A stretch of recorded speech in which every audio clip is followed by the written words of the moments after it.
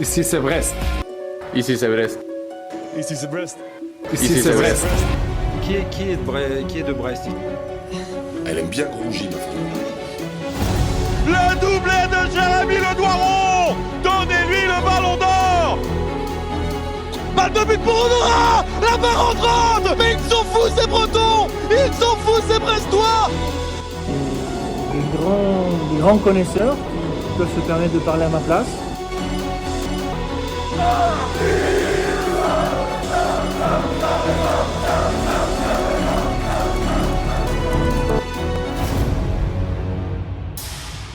C'est bon d'aimer le stade brestois. Brestois, c'est bon, c'est fini, je vais enfin pouvoir dormir. C'est la dernière présentation de recrues pour le Stade Restaurant Neuf sur cet été avec l'arrivée de Kamori Doumbia en prêt en provenance du Stade de Reims. Jeune joueur de 20 ans qui est professionnel depuis 2 ans, qui a quand même joué une trentaine de matchs du côté du Stade de Reims. Kamori Doumbia reste quand même un joueur inconnu du grand public. Pour pallier cette méconnaissance, on est allé à la rencontre d'un supporter de Reims et ce supporter c'est Valentin de Reims Media Football. Donc Valentin, on te remercie d'être présent et on va démarrer directement sur Kamori Doumbia. Valentin, je vais commencer avec une question très forte, très directe. Est-ce que le Stade de Reims compte sur Doumbia à l'avenir? Parce que c'est un prêt sans option d'achat. On sait que c'est Brest qui a du mal avec les options d'achat. Donc la question est simple en fait, c'est in fine, est-ce qu'il y a des espoirs pour Doumbia ou vous essayez un peu de bazarder ce joueur-là parce que vous ne lui voyez aucun avenir au Stade de Reims?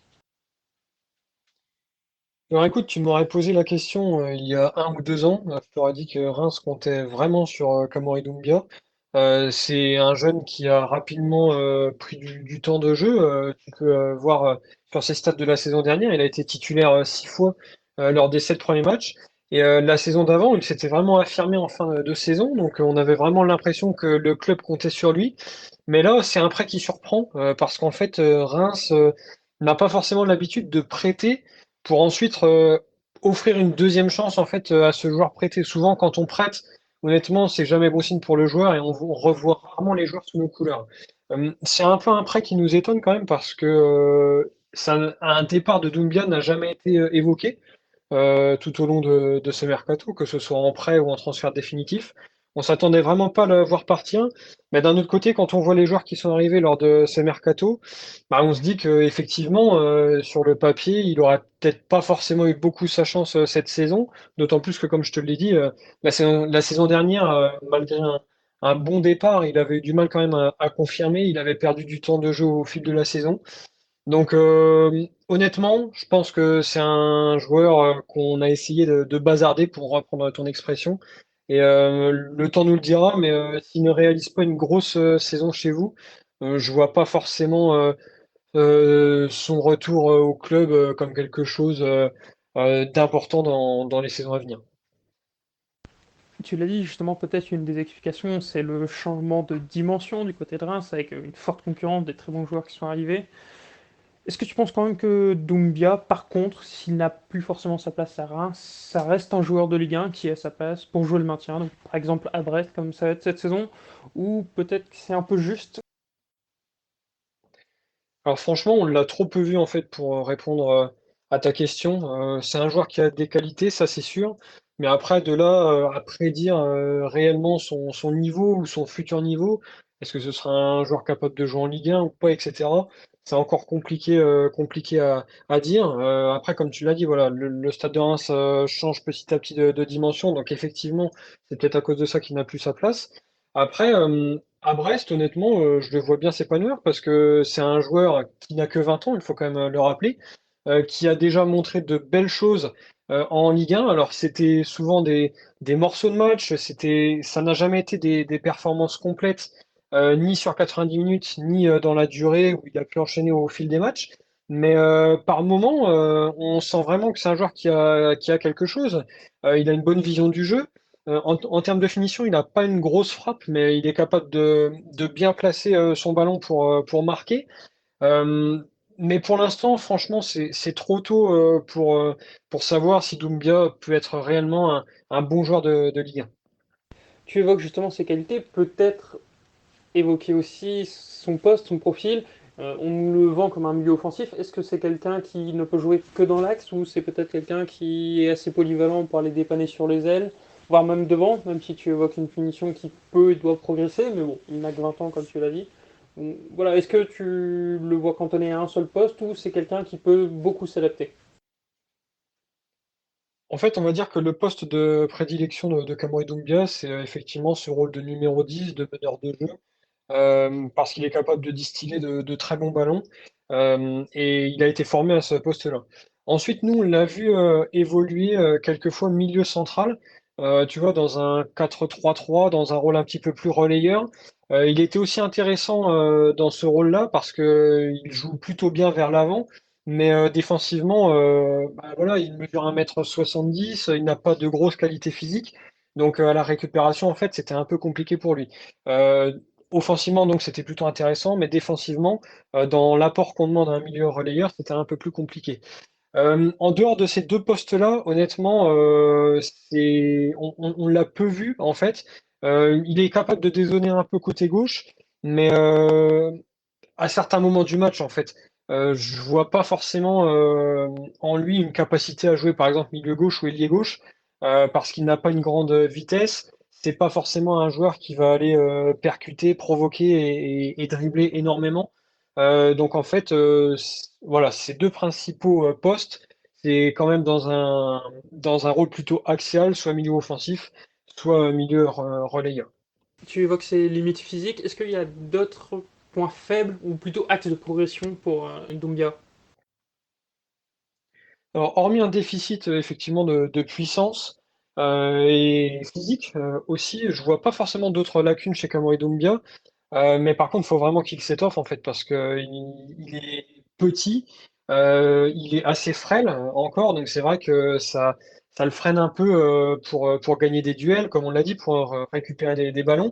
Et puis même balle au pied, il a pas une frappe puissante. Dans les renversements de jeu, voilà, c'est un joueur en fait qui manque de puissance un peu dans tous les compartiments. Donc je pense que il doit travailler sur ce point-là. Mais bon, c'est un point qui se travaille assez facilement, entre guillemets. C'est peut-être plus simple à travailler que des lacunes techniques, par exemple. Tu l'as dit, c'est un jeune joueur qui finalement a découvert la Ligue 1 seulement il y a 2 ans, il avait 18 ans. En général, on a des joueurs qui soit arrivent très vite à leur plein niveau, aux alentours de 21-22 ans, soit des joueurs qui mettent beaucoup plus de temps à franchir les paliers. Tu penses que Doumbia, c'est un peu quel profil? Est-ce que tu considères que c'est un joueur qui peut encore beaucoup progresser ou il s'approche déjà plus ou moins de son niveau maximal? Alors, en fait, Doumbia, c'est un joueur qui avait démarré très fort en fin de saison 2021-2022. Il avait été titulaire lors des 2 derniers matchs face à Saint-Étienne et à Nice. Il avait marqué lors de ces 2 matchs-là. Et à ce moment-là, on s'est demandé en fait si ce joueur-là, il n'était pas prêt tout simplement pour la Ligue 1. Et c'est pour ça que la saison d'après, il a commencé en étant titulaire. Et malheureusement, lors de ses premières titularisations, bah, on s'est vite aperçu qu'il avait encore pas mal de lacunes et qu'il avait démarré un peu en sur-régime en fait lors de ses premières titularisations, pardon.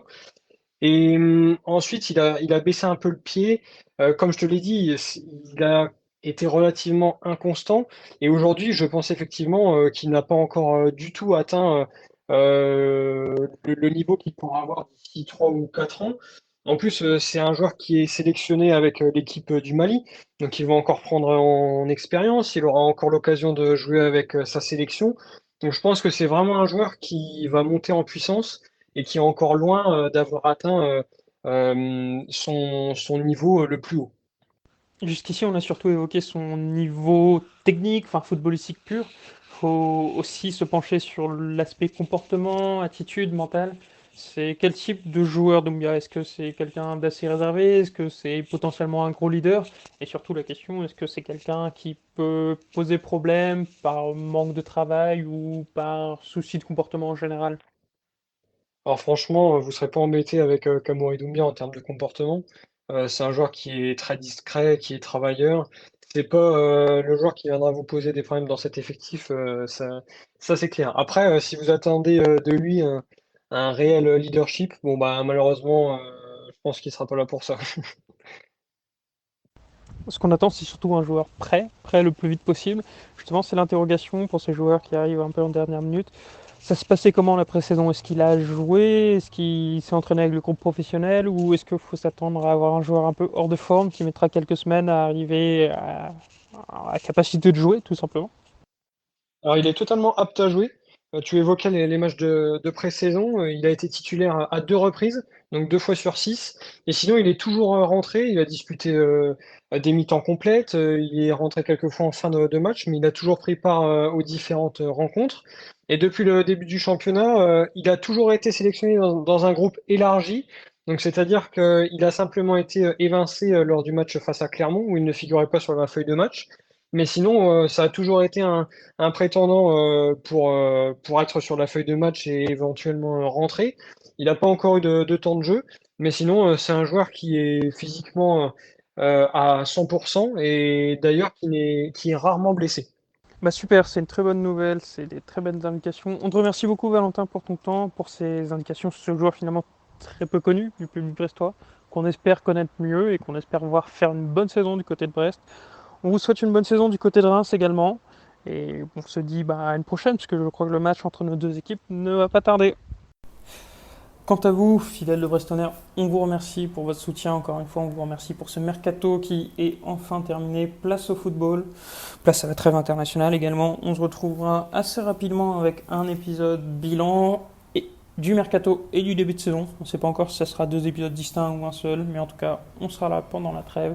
N'hésitez pas à nous dire ce que vous voulez. Sur ce, Kenavo et allez Brest.